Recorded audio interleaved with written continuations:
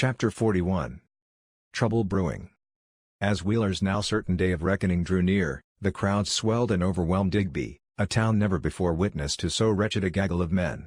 A catena of railcars and horse teams disgorged their cargo, unleashing a tide of humanity bent on seeing evil in the flesh and justice done before their very eyes. The mercenary mixed freely with the merely curious. Street urchins hawked the latest editions of local rags and jostled cheek by jowl with working girls and buskers, all in a desperate quest to part the assembled gawkers from their coin. The end result was a bizarre saturnalia heightened by the strange menace of the occasion. The final fatal ingredient was the liberal flow of alcohol, as if inebriation might somehow temper the Lucullan scale of the debauchery. Robert Payne of the St. John Daily Sun contended that the hotels, livery stables and rum shops all did a big business, especially the later. Several arrests were made, all for drunkenness. Yet it was not the demon drink alone that caused such mischief.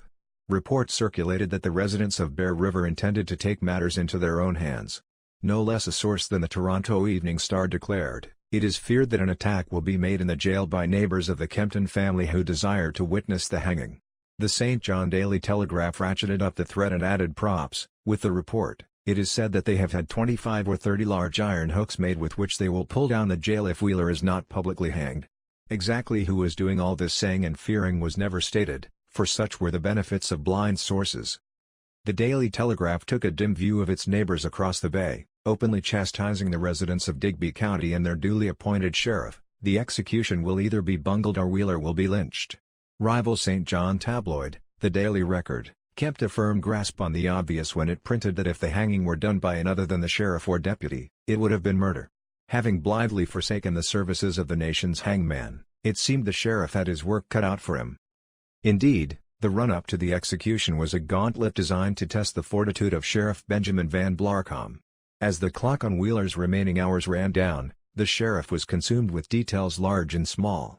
Van Blarcom never saw a bed in the 48 hours leading up to Wheeler's necktie party, as a sardonic few had taken to calling it.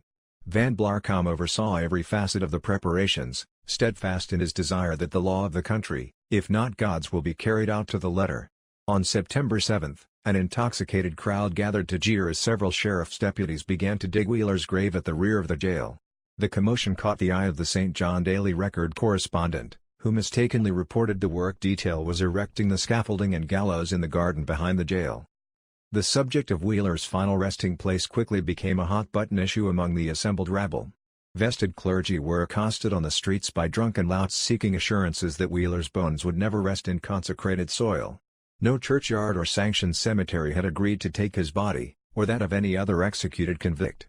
If Harris Bowles had succeeded in using the proceeds from Wheeler's confession to secure a burial plot, the captain was keeping the grave's location a closely guarded secret.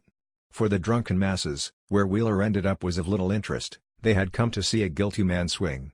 J.W. Whitman, in a passionate letter to the editor of the Bridgetown Monitor, aptly summed up the feelings of many when he wrote, "Let him die the death of a vile cur and be buried with the burial of an ass."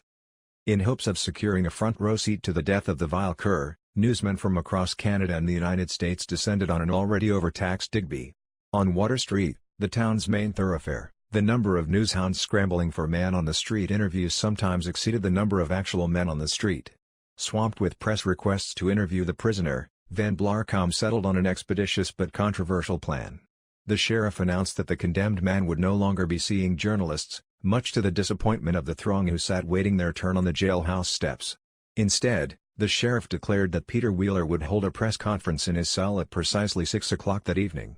Shouting to be heard above the resulting outcry, Van Blarcom extended a formal invitation to the gentlemen of the press to attend, then turned and beat a hasty retreat. At the appointed hour, Van Blarcom and his deputies packed the press corps into the tiny holding cell. The Fourth Estate found themselves in a basement with no windows or air and the room quickly grew fetid and dank. Peter seemed genuinely bemused by all the fuss. As Van Blarcom opened the floor to questions, the prisoner deftly returned each volley from the gallery, answering every query with honesty, high spirits, and more than a little humor. He maintained his innocence but admitted he had accepted his fate. Having lived a life built on happenstance, Peter conceded he had little control over what was about to unfold. When asked if he had made his peace with those who prosecuted him, Wheeler laughed. After a brief pause, Peter stated for the record that he had forgiven everyone but reserved the right to have a very poor opinion of detective power till the bitter end. For the intoxicated and idle masses in the streets, word of the press conference seemed an ideal opportunity for a little mayhem. In the era before press credentials, a few puckish civilians simply pretended to be newsmen, forcing their way in with bluster, bravado, or overt deception. During the press conference, a half-drunk man from the distant town of Canning overheard Wheeler's swipe at the Halifax detective. The man pushed his way to the fore and announced to the crowd that he was Detective Power. Spinning wildly and unsteady on his feet, the inebriated fraud caught Wheeler in his sights, shouting, "I have nothing against you." One novice correspondent mistook the drunkard for the real deal, to the absolute delight of his more seasoned fellows. The rookie fired a string of questions at the would-be detective before finally being let in on the joke. A correspondent from the St. John Daily Telegraph recognized the drunken imposter. Earlier that day, the same man was seen in town trying to pilfer free drinks by pretending to be Radcliffe, the nation's hangman. With the media's curiosity quenched, Van Blarcom drew the press conference to a close. In response to a final shouted inquiry, the sheriff confirmed that the execution was scheduled for 7 the following morning. Van Blarcom refused all further entreaties and the press filed out into the waning daylight in search of drink and distraction. Van Blarcom was glad to see the back of them, as he knew something they did not: the execution was subject to change without notice, a platitude very much in keeping with the commercial overtones of the event to date. The execution's timing, mechanics, and particulars were entirely at Van Blarcom's discretion. The sheriff, sensing trouble on the horizon, had already decided that things would not go according to plan. Van Blarcom's spasm of conscience at having deceived the media was admirable but misguided.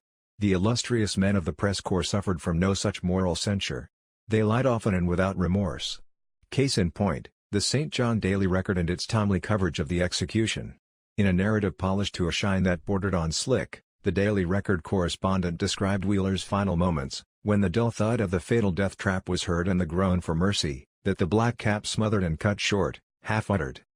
The astonishing thing was the Daily Record reporter had somehow managed to witness this poignant display a full 24 hours before it actually occurred. A deadline can be such a heartless mistress. Indeed, saddled with the burden of knowing the news before it happened, the Daily Record hedged all bets by seating itself on both sides of the fence, with little regard for consistency. For instance, when it came to Wheeler's demeanor, he was morose and sullen at times, childlike and apparently simple at others. It is hard to be wrong when you cover all bases. The reporter's clairvoyance was as impressive as it was vague. Overflowing with colorful prose, much of it purple, the Daily Record's prescient account was merely a morass of clichés, a recycled tableau of every public hanging ever committed to print. When it came to misleading the press, Van Blarcom need not have worried, for one cannot shame the shameless. Despite their lapse in journalistic integrity, the men behind the Daily Record considered themselves guilty of nothing more than giving the public exactly what they expected and precisely what the paper thought they wanted.